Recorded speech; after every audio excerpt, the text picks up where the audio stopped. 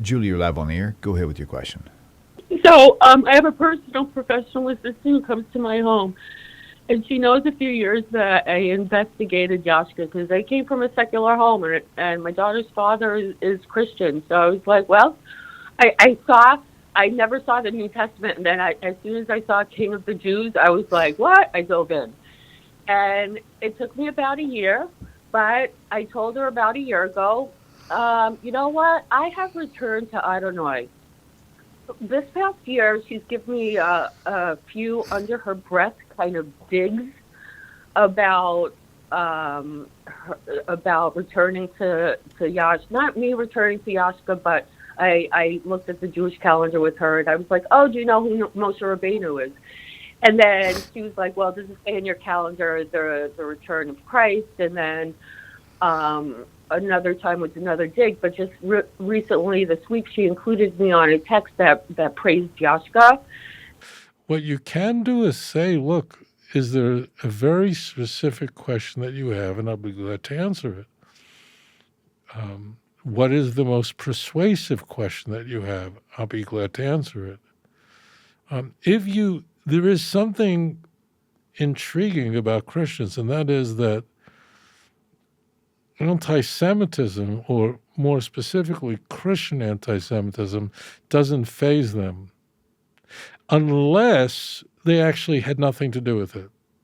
There's a very interesting phenomenon, I'll end with this, where here in Israel, there are a lot of Koreans that come here who are missionaries, and they stand in front of synagogues, including on Rosh Hashanah, and they apologize to all the Jews that are going in and leaving the synagogue. There are Koreans, there are Japanese, there are specifically Asians from the Far East. And they're apologizing profusely to Jews. They give out, many of them don't speak English or Hebrew, so they give out a paper where they just apologize for what Christians have done to Jews in the name of Jesus. Now, these people are missionaries. But what's very striking about this is that Koreans are not anti-Semitic and have never perpetrated anti-Semitic acts against Jews, and neither have Japanese. I mean, the Far East is a place where Jews could feel safe.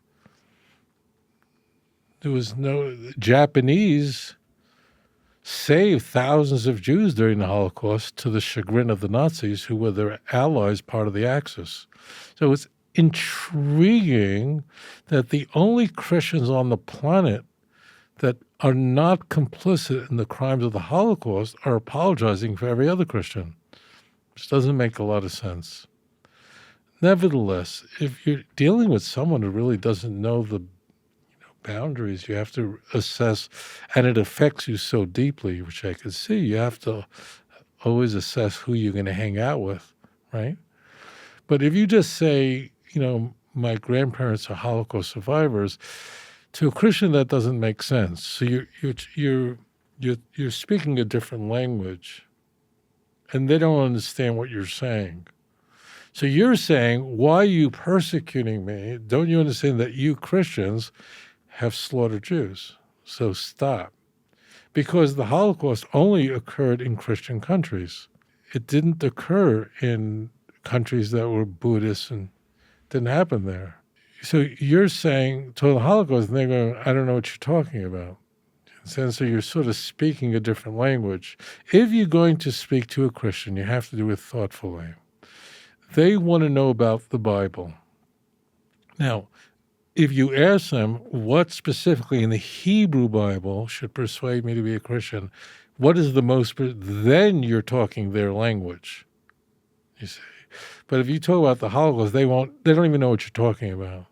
You do, because you understand very well that Germany was a Christian country during World War II.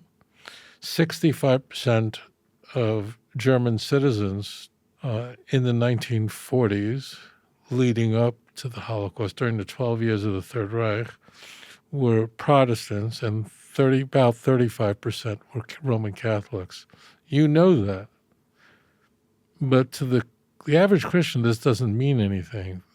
So you have to say, show me in the Hebrew Bible. And they're going to start quoting the book of John. It happens routinely where they engage in this circular reasoning. Well, you should believe in Jesus because the New Testament says so. So you want to very carefully, methodically ask them to tell you, what do you think is the most persuasive reason why I should be a Christian?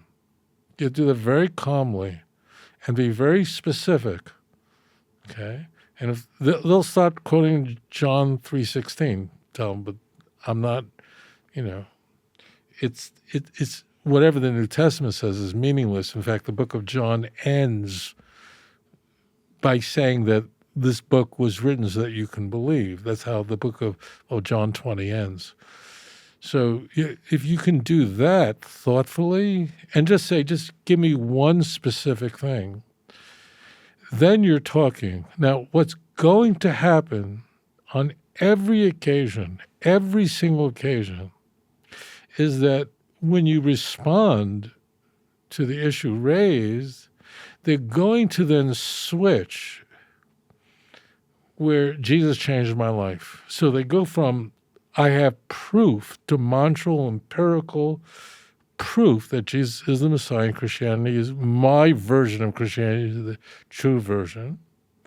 And then when you challenge, when you question that proof, they immediately, it's a bait and switch, they immediately shift and go, but Jesus changed my life. I was doing heroin and cocaine and drinking alcohol, and I stopped when I believe. Well, all religions make that claim. People of every faith system give up drugs and alcohol because of their religion. You think people don't become Muslims and stop drinking alcohol? They do. So they're engaging in a complex equation and in a non sequitur. There's no therefore. So just understand that's what's going to happen.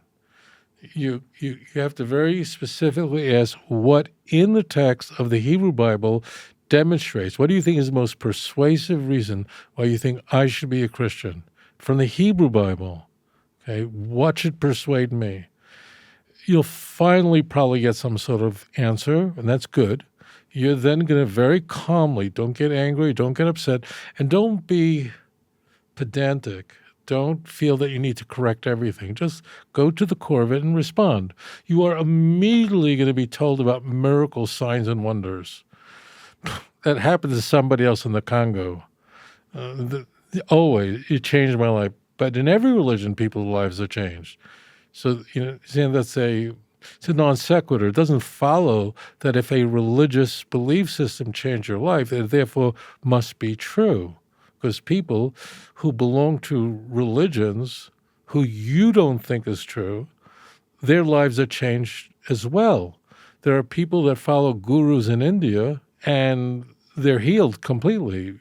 What they're saying is if A is true, then B must be true as well.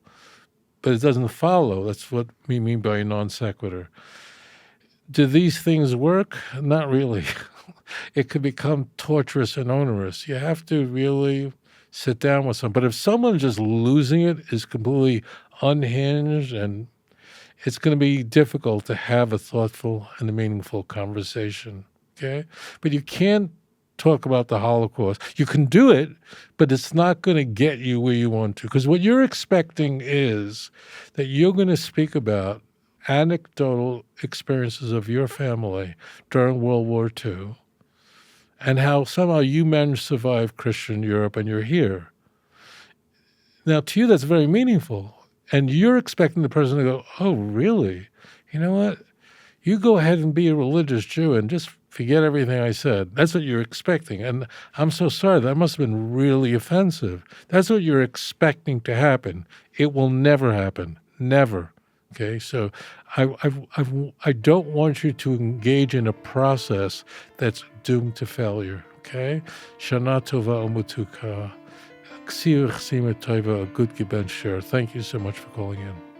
If you enjoyed this program, please like and subscribe. אדון עולם אשר מלך בטרם כל יציר נברא עת נעשה בחפצו כל